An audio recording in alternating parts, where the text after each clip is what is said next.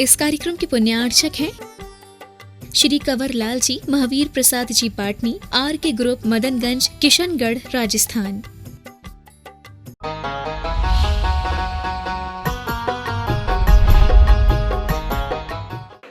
उपवास करने का ये कितना अच्छा महत्व है कि शरीर को जो हम रोजाना दे रहे हैं, एक दिन इसके लिए भी तनख्वाह काट लो। क्या समझ आ रहा है? हाँ, सैलरी काट लो इसकी। तो क्या होगा, ये सही से काम करेगा। इसको नजर आएगा कि देखो तनख्वाह देने का कितना बड़ा महत्व है। अगर एक दिन सैलरी काट ली जाती है तो कैसे कष्ट होता है। उसी तरीके से इस शरीर की आदत खराब ना पड़ जाए, इसलिए इसकी तनख्वाह काट करके उस समय पर वो तनख्वाह किसको देना? आज अपनी आत्मा के लिए सारा समय लगाऊंगा, आज अपनी आत्मा में तनख्वाह डालूंगा।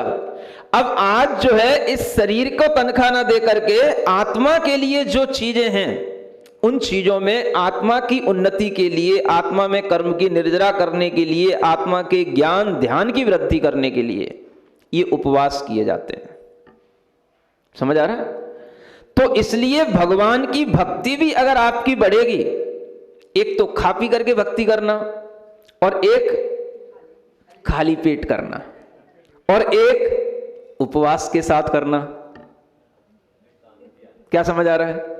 भक्ति है, थोड़ा समर्पण तो करना पड़ेगा, और समर्पण में थोड़ा कष्ट भी सहना ही चाहिए, क्योंकि बिना समर्पण में कष्ट के समर्पण का कोई महत्व भी समझ नहीं आता है। अगर हम तीर्थंकरों के लिए भगवान की भक्ति करते हुए, हे भगवान आज हम क्या करेंगे?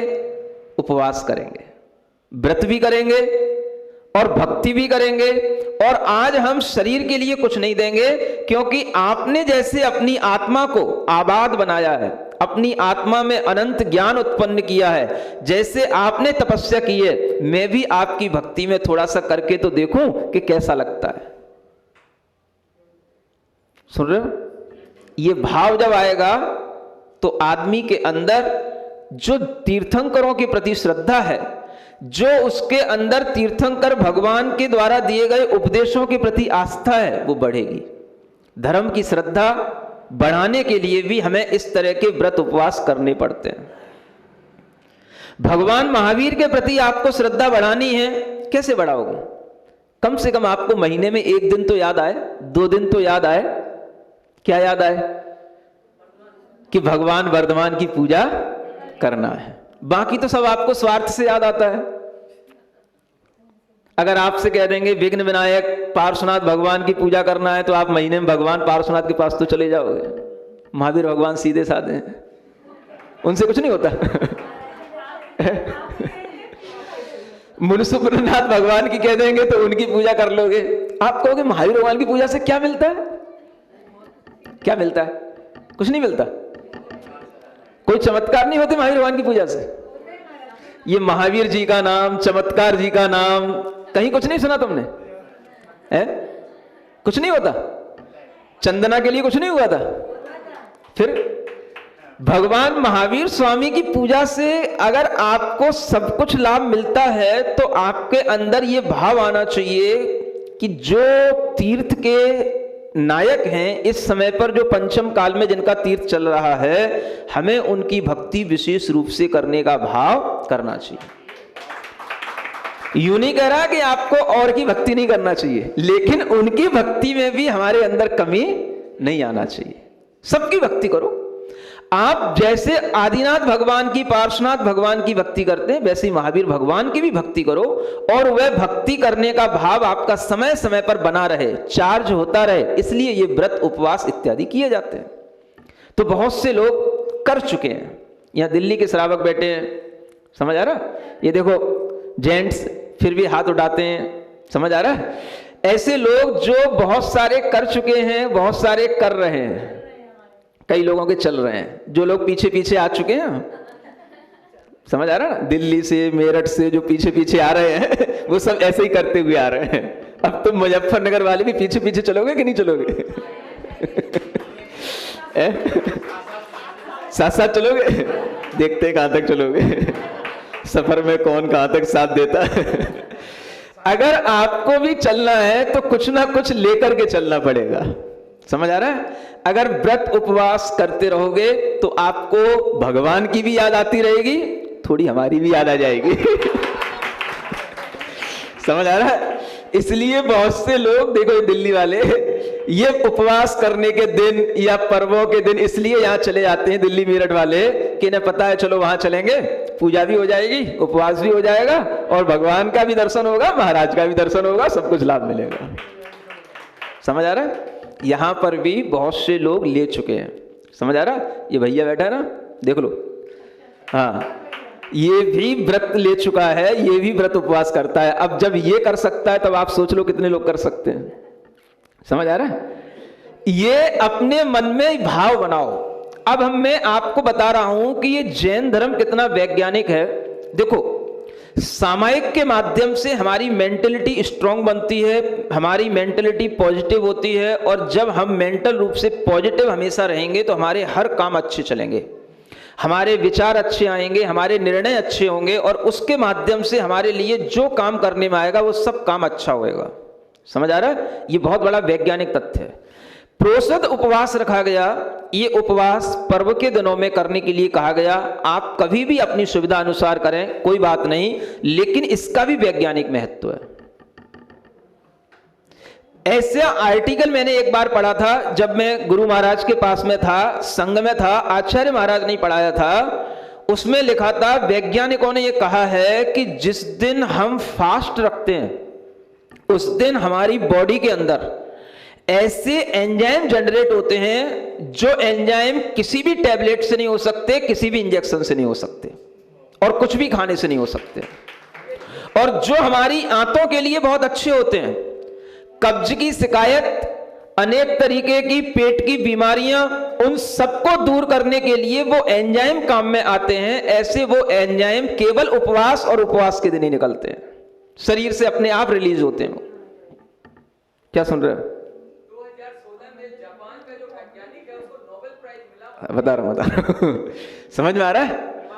अब आप देखो, ये कितना वैज्ञानिक तथ्य है कि हमारे शरीर को स्वस्थ बनाए रखने की ये प्रक्रिया है, हेल्दी बनाए रखने की ये प्रक्रिया है, और इस प्रक्रिया को जब हम भूल जाते हैं तो हम अनेक बीमारियों के शिकार होने लग जाते हैं। सारी की सारी शरीर के अंदर बीमारियां पेट से शुरू होती हैं। अगर आपका पेट ठीक नहीं है तो सारे शरीर के अंदर कहीं पर भी बीमारी हो सकती है। सिर में दर्द होना, अनेक तरीके के कैंसर जैसी बीमारियां भी ज्यादा खाने वालों को और कुछ भी खाने वालों को होती हैं। समझ आ रहा है? क्योंकि जो भी हमारे अंदर कुछ भी खाना पीना होता है, इस वातावरण में रहना होता है, उससे भी बहुत कुछ पॉल्यूशन जो बाहर होता है वो भीतर भी जाता है। पॉल्यूटेड एयर होती है, टॉक्सिक मैटर होते हैं, विषाक्त बहुत सारी चीजें होती हैं, वो सब हमारे अंदर जाती हैं। वो तब निकलेंगी, शरीर को तब छोड़ती हैं, वो शरीर से तब रिलीज होती हैं जब हम एक दिन उनको रिलीज होने के लिए टाइम दें, फास्ट रखें। समझ आ रहा है? ये कहा गया है, ये वैज्ञानिक तथ्य है। यहां पर आपको एक फोटो दिखाया जा रहा है, क्या नाम है इसका? डॉक्टर, इसको नोबेल प्राइज मिला हुआ है। समझ आ रहा है? इसने फास्टिंग के ऊपर ही रिसर्च कर रखा है। और एक और इसके अलावा जानकारी आई थी, अभी कैंसर की बीमारी से लड़ने के लिए अब तो डॉक्टर भी कहने लगे हैं, डॉक्टरों का भी ये विश्वास बन गया है, कैंसर की बीमारी को दूर करने के लिए जितना सटीक उपाय कम खाना या उपवास करना है, उससे अच्छा उपाय, उससे अच्छी कोई औषधि नहीं है। ये आ चुकी हैं सब खबरें, आपके मोबाइलों पे पड़ी होंगी, लेकिन आपको तब जरूरत पड़ेगी जब कुछ हो जाएगा। समझ आ रहा है? कुछ ना हो इसलिए आचार्यों ने ये सब पहले से उपाय बता करके रखे हैं। आज के पढ़े लिखे लोग इतने ज्यादा खाने पीने की व्यसनी हो रहे हैं कि जो घर में लोग पहले थोड़ा सा व्रत करते थे, उपवास करते थे, उनके लिए भी व्यवधान पैदा करते हैं, उनको भी रोकते रहते हैं। खुद कुछ नहीं करते हैं, अगर कोई दूसरा करता है तो उसको भी रोकते रहते हैं। और ये सब जो वैज्ञानिकताएं हमारे सामने आती हैं, ये हम पर लागू इसलिए नहीं होती क्योंकि हम इन्हें अभी महत्व नहीं दे रहे हैं, क्योंकि हमें लग रहा है नहीं, इन चीजों की हमें अभी जरूरत नहीं है, क्योंकि अभी हमको टीबी नहीं है, अभी हमें कैंसर नहीं है, अभी हमारे पेट में दर्द नहीं है। और जब हो जाएगा तो उसके बाद में उसके माध्यम से जो रिकवरी होनी चाहिए वो इतनी फास्ट नहीं होगी।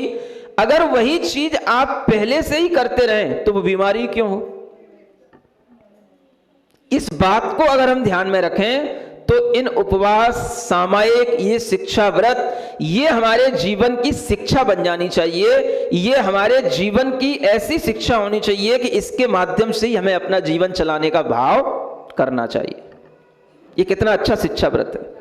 आप देखें, आचार्य कह रहे हैं जिस दिन आप शिक्षा व्रत करें उस दिन आप केवल लंघन ना करें।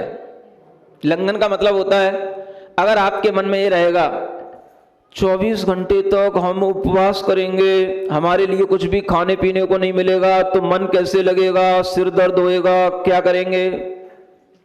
समझ आ रहा है। आचार्य कहते हैं उस दिन आप अपने आप को शांत भाव में जितना ज्यादा बिठा के रखोगे, आपको भीतर से एनर्जी मिलेगी, आपका मन अच्छा होगा, आपको लगेगा ही नहीं कि उपवास करने में कोई शरीर को कष्ट हुआ है या हमें कभी भूख भी लगी है। ऐसे भाव आपके अंदर बनेंगे। और उस दिन तो यह कहा जाता है पंचानाम पापानाम अलंक्रियारंभ गंध पुष्पाणाम स्नानांजनस्यानाम उपवासे परिहृतिम कुर्यात्। आचार्य कहते हैं केवल उपवास ही नहीं करना, 5 पापों का त्याग रखना। उस दिन ब्रह्मचर्य से रहना, परिग्रह की लालसा नहीं रखना, चोरी नहीं करना, झूठ नहीं बोलना, किसी की हिंसा का भाव नहीं करना। उपवास के साथ ये भी ध्यान रखना।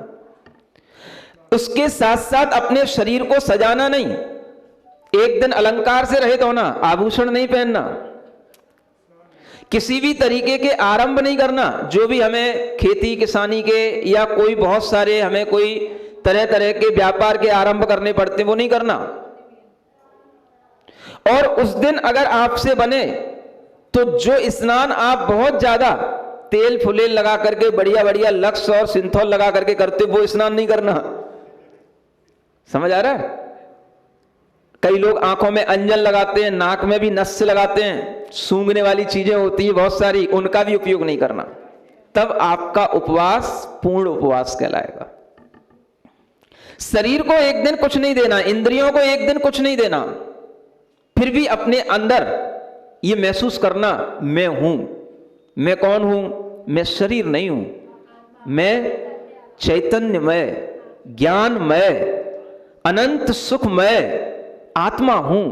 वह आत्मा जिनकी मैं पूजा रोजाना करता हूं, ऐसे पार्श्वनाथ भगवान, ऐसे वर्धमान भगवान जो अनंत ज्ञान को इसी आत्मा में से प्राप्त किए हैं, वही आत्मा मैं हूं। मेरी आत्मा में भी वही अनंत ज्ञान है। उस अनंत ज्ञान की, अनंत सुख की जाप जपना है उस दिन।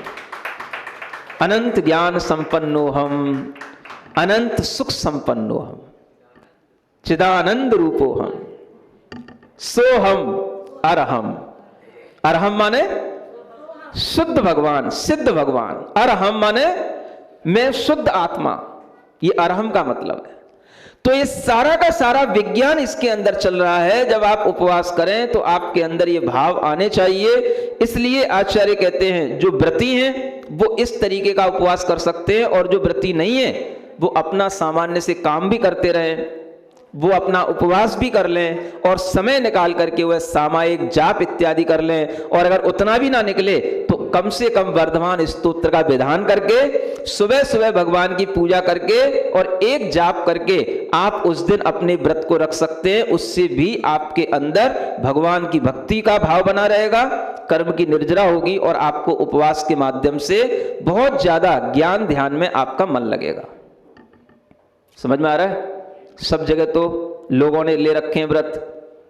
तुम लोगों का नंबर कब आएगा? आ गया? आ गया? चलो ठीक है। आपके लिए भी व्रतों का लाभ ले लेना है। और जो लोग भी जहां कहीं से भी सुनते भी रहते हैं वो भी अगर व्रत लेने का भाव रखते हैं तो वो वहीं से भी व्रत ले लें, कर लें। मेरा आशीर्वाद उनके पास तक पहुंच जाएगा। और वह लोग भी अपने अंदर उस व्रत की भावना को पूरा कर लें। और जब निष्ठापन की बात आती है तो लोग पूछते हैं कि निष्ठापन कैसे करना। अगर संभव हो तो आप अपने जिनालय में या अपने परिवार पड़ोसियों के साथ में एक बार सामूहिक रूप से उस विधान को कर लें। और अगर संभव हो तो कोई भी 64 चीजें आप किसी को भी बांट करके उस विधान का समापन कर सकते हैं। बोलो महावीर भगवान की। आचार्य समंतभद्र महाराज विरचित रत्नकरण श्रावकाचार ग्रंथ के माध्यम से श्रावक के लिए जो आवश्यक शिक्षाएं हैं उनका वर्णन किया जा रहा है। कल आपको प्रोषद उपवास के बारे में जानकारी दी गई थी। प्रोषद उपवास करते हुए 4 प्रकार के आहार का त्याग अपनी इच्छा के साथ किया जाता है और वह विशेष रूप से अष्टमी चतुर्दशी के दिनों में करने को कहा गया है। जो त्याग किया जाता है वो हमेशा इच्छा के साथ किया जाता है। एक बहुत अच्छा शब्द दिया हुआ है यहाँ, सदा इच्छा भी। आप जब भी त्याग करें हमेशा अपनी इच्छा के साथ करें। जैसे हम किसी भी चीज़ को ग्रहण करते हैं तो इच्छा के साथ ग्रहण करते हैं, उसी तरह से जब हमें त्याग करने का भाव आता है तो त्याग भी इच्छा के साथ होना चाहिए। त्याग कभी भी किसी के दबाव में नहीं होना चाहिए। किसी के देखने से भाव बन सकते हैं, ये बात अलग है, उसको बुरा नहीं कहा जाता। क्योंकि अगर खरबूजे को देख के खरबूजा रंग न बदले तो फिर वो खरबूजा ही कैसा।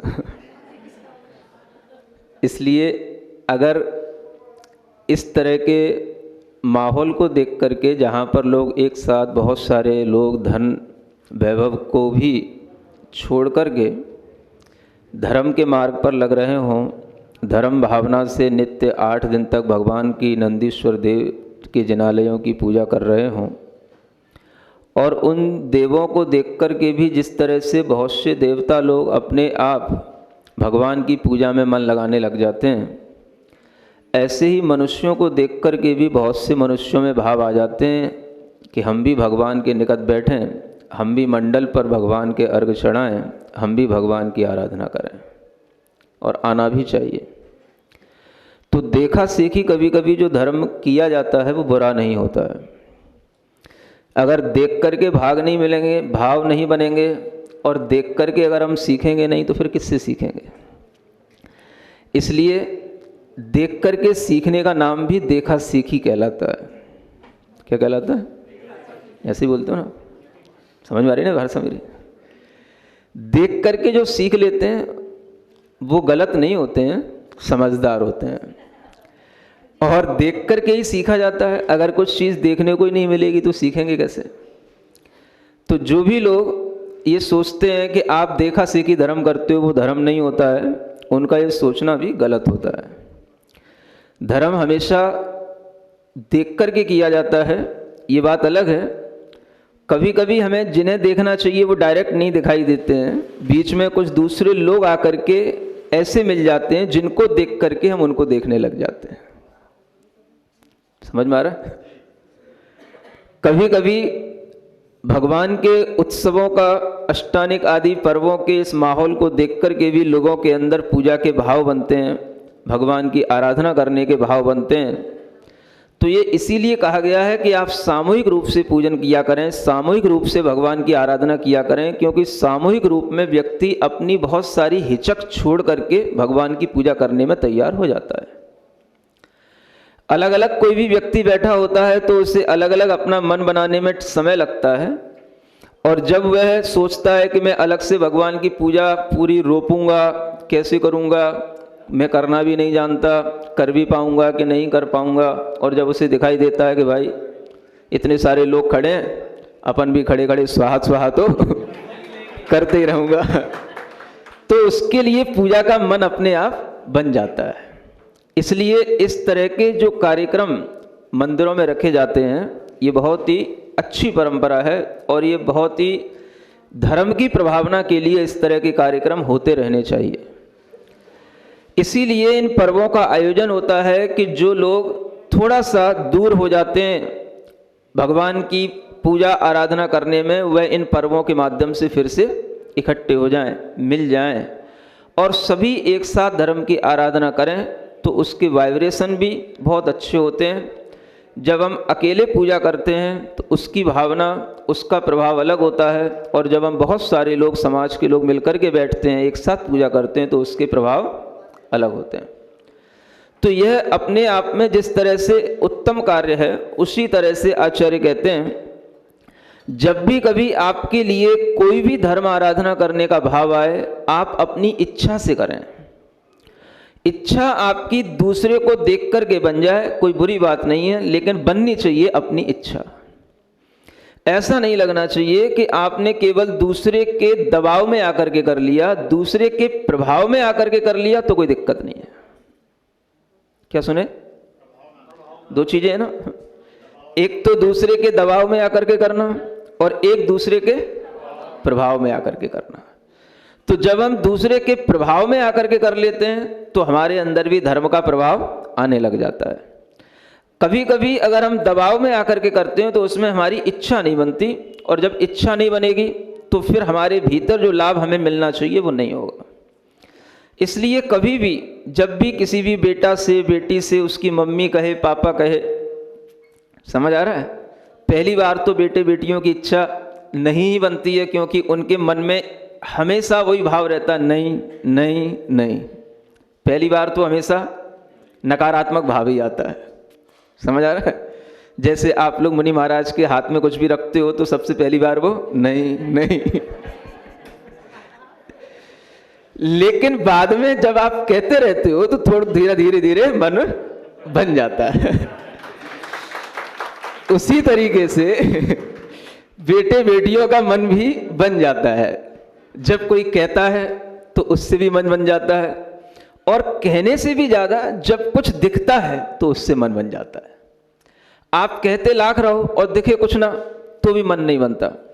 तो कई बार जो बेटे बेटियां होते हैं उनको अगर मंदिर में कोई अच्छा माहौल दिखता है, लोग अच्छे ढंग से कुछ पूजा आराधना करते हुए दिखते हैं, तो उनके मन में भी भाव आ जाता है, क्योंकि वो भी चाहते हैं कि हमारे लिए भी इस तरह का लाभ मिले, जिससे कि हमारा पुण्य बढ़े, हमारे भी कुछ काम अटके पड़े हैं वो सब काम हो, उनके भी कहीं ना कहीं जॉब नहीं लग रहे हैं, जॉब हो, कुछ ना कुछ उनके लिए अच्छी मतलब स्थिति घर में रहने की नहीं बन रही है, किसी भी तरीके की शारीरिक परेशानियां हैं, मानसिक परेशानियां हैं, इन सब परेशानियों का अभाव भी आखिर होगा तो कहीं ना कहीं धर्म की आराधना से ही होगा। जब भी हमारे अंदर पुण्य का भाव आएगा, ये सब पाप के फल हमसे दूर होते हैं। इसलिए आचार्य कहते हैं समय समय पर ये पुण्य लाभ लेते रहो। कितनी अच्छी व्यवस्था जैन दर्शन में श्रावकों के लिए दी गई है। घर में रहते हुए आप भले ही दिन भर व्यापार करो, अपना किसी भी तरीके का जॉब करो, कुछ भी काम करो, लेकिन आप अगर थोड़ा सा भी धर्म का भाव अपने अंदर इस तरीके से रखे रहो, समय समय पर धर्म के लिए समय निकालते रहो। क्या कह रहा हूं? समय समय पर धर्म के लिए भी समय निकालते रहो, क्योंकि बीज अगर डलेगा तो ही उस बीज से कुछ उन्नति होगी, कुछ वृद्धि होगी। अगर वह बीज नहीं समय पर डलेगा तो फिर समय पर अच्छे जब फल लगने का समय आता है तो फिर फल कहां से मिलेंगे? फिर आप खड़े खड़े देखोगे बाकी सब तो फल खा रहे होंगे और आप देखोगे हमको कुछ मिल ही नहीं रहा। तो जब आप समय समय पर डालते रहोगे बीज, तो समय समय पर अच्छी फसल आती रहेगी। और देखते हो फसल का भी यही तरीका होता है, किसान भी कुछ समय के लिए बीज डाल करके थोड़ी सी फसल उगा करके थोड़ी मेहनत कर लेता है और फिर बहुत दिनों तक आराम से बैठता है। जब बरसात होती है, जब अच्छे खासे मेघ छाए रहते हैं, जब कुछ काम करने को नहीं होता है खेतों में, तब आराम से बैठा, निश्चिंत बैठा अपना क्या करता रहता है? आनंद भी लेता रहता है। और उस समय पर भी ये सोचता रहता है कि देखो, ये जो बरसात होने से पहले मैंने बीज डाल दिया था, अब ये अपने आप फल रहा है। अब जब बरसात 2 महीने बाद बंद हो जाएगी, मेरे लिए अपने आप फसल लहलाती हुई अपने आप दिखाई देगी। ये सब उसको अपने आप चलता रहता है। ऐसा नहीं सोचना चाहिए कि हमें कभी भी अपने आप ही हमें सब कुछ हो जाएगा, अपने आप ही सब कुछ मिल जाएगा। अपने आप तो दुनिया में कभी किसी को कुछ नहीं मिलता, करने से मिलता है। जैसा करोगे वैसा मिलेगा। अगर आप कोई भी अच्छा काम करना चाहते हो, पुण्य के लाभ लेना चाहते हो, दूसरे लोगों के पुण्य को देख करके भी आपके मन में भाव आ जाए कि ऐसा पुण्य हमें मिले, तो आपको आज ही से पुण्य तैयार करने की तैयारी कर लेना चाहिए। उसके लिए सोचने की जरूरत नहीं है कि जब समय आएगा तब मैं करूंगा। अगर आज आपको दिख रहा है तो आज ही कर लो। क्या पता जिस दिन समय आए उस समय पर आपके पाप कर्म का उदय आ जाए। आज समय अच्छा चल रहा है, आज ही कर लो। इसलिए कहा जाता है कि जो अच्छे काम हैं, धर्म के काम हैं, निश्रेयस के काम हैं, कल्याण के काम हैं, उनमें समय की प्रतीक्षा नहीं करनी चाहिए। और वह काम जब हो जाता है तो उसका फल मिलता है, तो वह भी फल हमारी इच्छा से ही मिला। हमने इच्छा की, इच्छा से हमने बीज बोए, इच्छा से हमने अपने पुण्य परिणाम किए, और इच्छा से ही हमें उसका पुण्य लाभ मिलेगा। तो इसी तरह से आचार्य कहते हैं कि जब कोई श्रावक धर्म ध्यान करने की तैयारी करता है तो वह सब कुछ करता है। कभी पूजन भी करता है, कभी विधान भी करता है। कभी पूजन विधान के जब अवसर नहीं होते हैं, क्योंकि अष्टानिक तो 4 महीने बाद एक बार आती है। अब पूरी हो गई अष्टानिक, अब आगे 4 महीने बाद आएगी। कार्तिक की अष्टानिक गई, अब फागुन में आएगी, फरवरी के टाइम पर। समझ आ रहा है? तब तक क्या करोगे? तब तक क्या है महाराज, जो पुण्य यहां पर अर्जित कर लिया उसके मजे लेंगे। उस पुण्य को भी सही ढंग से समायोजित करते रहने के लिए बीच बीच में अच्छे अच्छे भाव बने रहना चाहिए। और उसके लिए आपने अपनी तैयारी तो कर ही ली है। बहुत से लोगों ने भगवान की पूजा आराधना करने के लिए भी बीच बीच में व्रतों का एक निमित्त बना लिया है, जिसके माध्यम से वो भगवान की आराधना करते रहेंगे। तो उनका जो पुण्य, जो उन्होंने बीज यहाँ बोए हैं, वो भी तो देखना पड़ता है ना कभी कभी किसान को जाकर के खेत में, कि भाई फसल तो ठीक है, जब आएगी तब आएगी, लेकिन जो पौध उग रही है उसको कहीं बीच में गैया खा तो नहीं गई कोई दूसरी? कोई दूसरा कुत्ता, कोई दूसरे पशु तो नहीं खा गया? तो उसकी थोड़ी सुरक्षा तो करनी पड़ती है। समझ आ रहा है? आगे आने वाले 4 महीनों में बीच में आप बिल्कुल निश्चिंत होकर के ना बैठें तो क्या करें? थोड़ा थोड़ा सा धर्म ध्यान का भाव व्रतों के माध्यम से करते रहें। वर्तमान स्तोत्र के आपने व्रत ले लिए, उसके साथ साथ आचार्य कहते हैं प्रतिदिन भी थोड़ा थोड़ा सा ध्यान देते रहो। क्या करते रहो? सामायिक का भाव रखो। कभी कभार आपके लिए ये भाव भी आना चाहिए कि सामायिक के साथ साथ हम प्रोषद उपवास भी करें जब चतुर्दशी इत्यादि आती है। ये चतुर्दशी के पर्व इतने महत्वपूर्ण हैं कि इन दिनों में हमारे अंदर धर्म ध्यान के बीज अच्छे ढंग से पड़ते हैं। और अगर हम उस दिन थोड़ा सा समय निकाल करके रखें तो वह पर्व हमारे लिए आगे 15 दिनों की व्यवस्था बनाने वाले होते हैं। हम जिस समय पर जिस तरीके के बीज डालेंगे उसकी व्यवस्था उतने ही समय के लिए, लंबे समय के लिए चलेगी। अष्टानिक के जो धर्म ध्यान के भाव हैं ये आपको 4 महीने तक फलेंगे। चतुर्दशी को, प्रति चतुर्दशी को जो आप धर्म ध्यान करोगे ये आपको अगली चतुर्दशी तक काम आएगा। आप सुबह जो सामायिक धर्म ध्यान के रूप में करोगे वो आपको दोपहर तक काम आएगी, दोपहर में करोगे वो शाम तक काम आएगी, शाम को करोगे अगली सुबह तक काम आएगी। सब व्यवस्था बढ़िया बनी हुई है, आप समझें ये सब वैज्ञानिकता को। और इसी तरह की इस प्रक्रिया के माध्यम से श्रावक पाप भी करता रहता है और पुण्य भी कमाता रहता है, क्योंकि पाप तो उसे प्रतिदिन करना ही है। लेकिन पुण्य अगर नहीं होगा तो फिर पाप बढ़ता चला जाएगा, फिर उसको दुखी होना पड़ेगा, दुख के फल भोगना पड़ेंगे। इसलिए आचार्यों ने उसके ऊपर उपकार करके इतने अच्छे अच्छे कार्य बताए हैं कि समय समय पर यह भी करते रहो, क्योंकि उन्हें पता है कि तुम पाप करने से रुकोगे नहीं। कितने से लोगों के मन होते हैं कि हम पाप नहीं करेंगे, और फिर भी पाप नहीं करने के बावजूद भी उनके मन में पाप आते हैं और पाप करने पड़ते हैं। 5 अड़ुव्रतों के भी अभी श्रावकों के नियम नहीं होंगे, और जो अड़ुव्रत ले लेते हैं उनके लिए भी बाद में व्यापार इत्यादि के माध्यम से पाप तो होते ही रहते हैं, क्योंकि घर में जब तक है तरह तरह के पाप कर्म होते ही रहते हैं। तो उन पाप से बचने के लिए, उस पाप से हमारे अंदर जो नेगेटिविटी आती है, उससे हमारे दिमाग पर जो नेगेटिव एनर्जी हमारे दिमाग में छा जाती है, उसको पूरा का पूरा हटाने के लिए ये प्रावधान दिए गए हैं, ये कार्य दिए गए हैं जिनको हम समय समय पर करते रहें। उपवास है, सामायिक है, इसी तरीके से आचार्य कहते हैं प्रत्याख्यान है, प्रतिक्रमण है। कम से कम इन नामों से तो हमें परिचित होना ही चाहिए। प्रतिक्रमण जानते हो किसको बोलते हैं? अपने किए हुए दोषों का पश्चाताप करना, अपने किए हुए दोषों की आत्मनिंदा करना, चाहे प्रभु के सामने करना, चाहे गुरु के सामने करना। पाप हो रहे हैं कोई बात नहीं, लेकिन आचार्य कहते हैं उन पापों की आलोचना कर लो, उनकी निंदा कर लो, तो पाप 50% हल्के हो जाते हैं।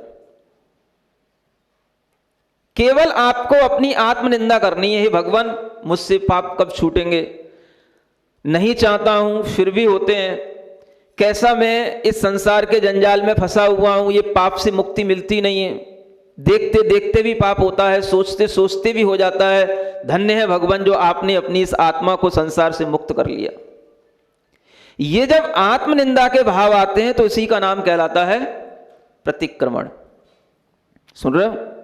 ये प्रतिक्रमण भी एक संस्कार के रूप में श्रावक के अंदर होना चाहिए, और इसके लिए भी आचार्य कहते हैं तुम रोजाना ना कर पाओ तो कोई बात नहीं, कम से कम अष्टमी चतुर्दशी को भी आप इस प्रतिक्रमण के भाव में आ सकते हो कि हम 8 दिन का प्रतिक्रमण कर लें, 14 दिन का प्रतिक्रमण कर लें।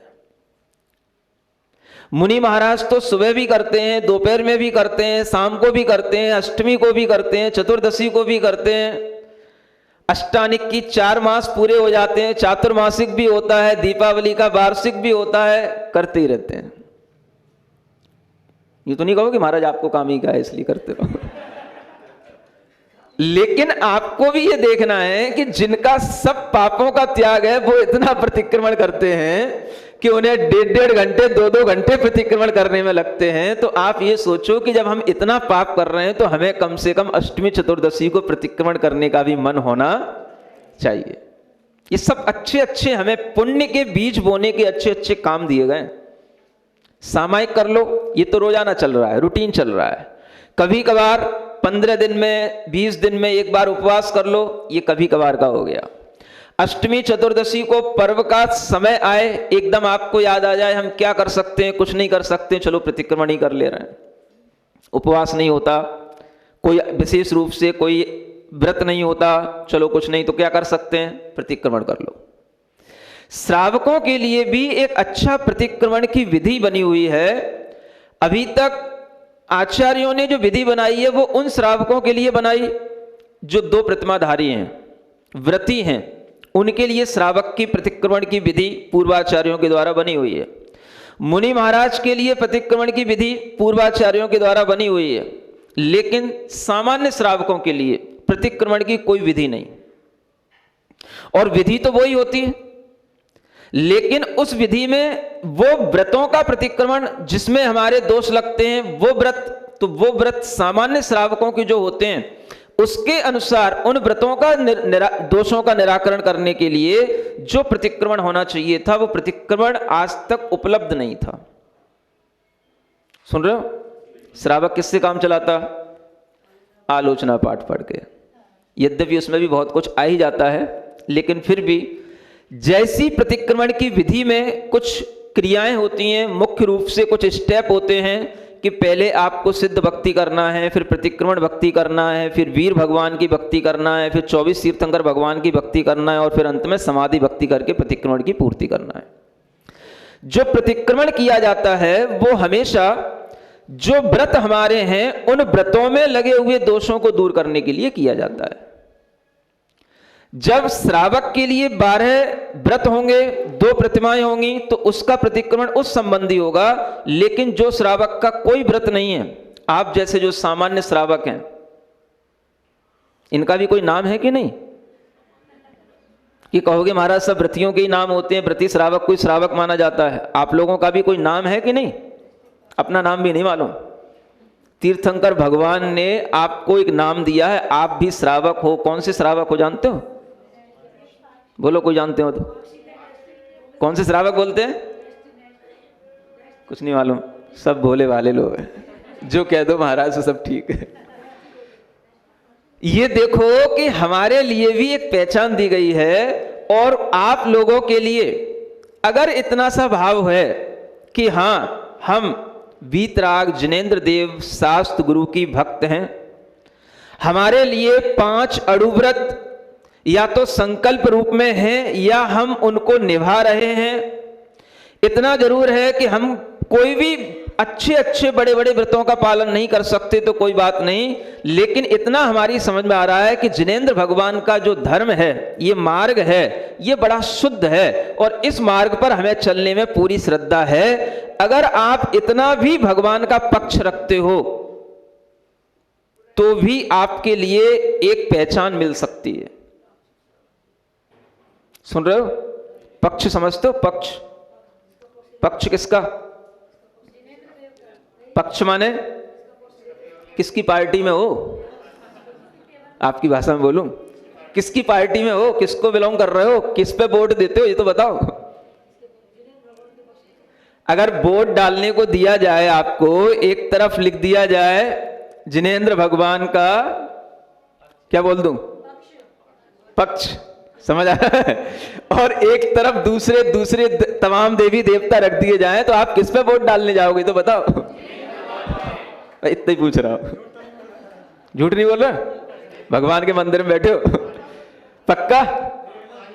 अगर आपसे इतना कहा जाए कि एक तरफ आपको वोटिंग डालने के लिए 2 बॉक्स रखे हुए हैं, एक तरफ जिनेंद्र भगवान का, तीर्थंकर भगवान का, उसमें कोई भी चिन्ह बना हुआ है, और एक तरफ दुनिया के सैकड़ों देवी देवता रखे हुए हैं, तो आपका वोट किधर जाएगा?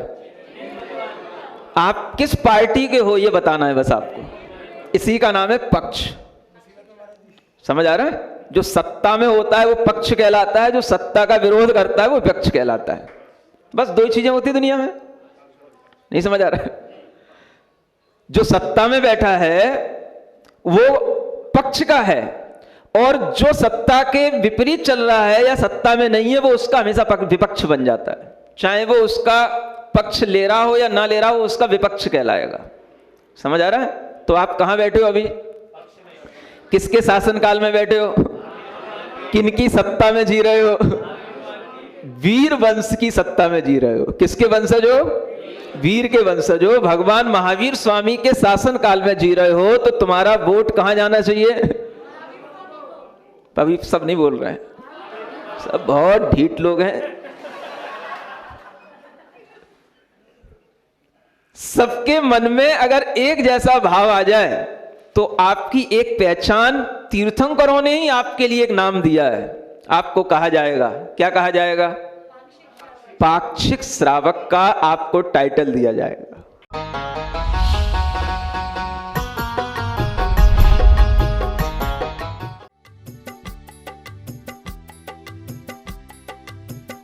इस कार्यक्रम के पुण्यार्चक थे श्री कंवर लाल जी, महावीर प्रसाद जी पाटनी, आर के ग्रुप, मदनगंज, किशनगढ़, राजस्थान।